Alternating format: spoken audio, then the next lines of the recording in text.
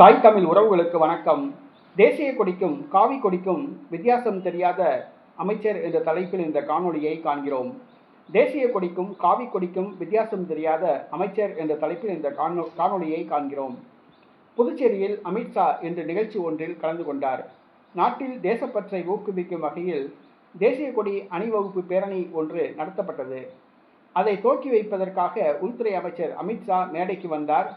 தேசிய கொடியை தருமாறு கூறினார்.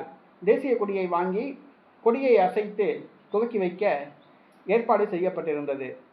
அவர் தேசிய கொடியை தருமாறு கூறினார். உடனடியாக உள்துறை அமைச்சர் நமச்சிவாயம் காவி கொடியை எடுத்து கொடுத்தார். உடனே அமித்ஷா டென்ஷன் ஆனார். காவி கொடிக்கும் தேசிய கொடிக்கும் வித்தியாசம் தெரியாதா என்று ஆவேசமடைந்தார். உடனடியாக அங்கிருந்தவர்கள் சமாதானமாகி ஒரு வழியாக தேசிய கொடியை கொடுத்தார்கள். தேசிய கொடிக்கும் காவி கொடிக்கும் தெரியாதவர் புதுச்சேரியில் அமைச்சராக உள்ளார். இவரை எப்படி அமைச்சராக்கினார்கள் என்பதை கேள்விக்குறி. பொதுமக்கள் இவரை எப்படி ஓட்டு போட்டு சட்டசபைக்கு அனுப்பினார்கள், இவர் எப்படி அமைச்சராகப்பட்டார் என்பது கேள்விக்குறி. காவி கொடிக்கும் தேசிய கொடிக்கும் வித்தியாசம் தெரியவில்லை.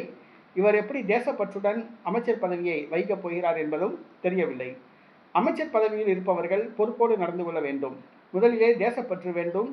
அடுத்ததாக தேசிய கொடி எப்படி இருக்கும் என்று தெரிந்து கொள்ள வேண்டும்.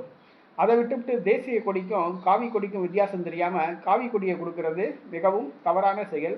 இந்த மாதிரியான நபர்களை மக்கள் ஓட்டு போட்டு தங்களுடைய பிரதிநிதிகளாக சட்டசபைக்கு அனுப்பக்கூடாது. இந்த மாதிரி நபர்களுக்கு அமைச்சர் பதவியும் வழங்கக்கூடாது.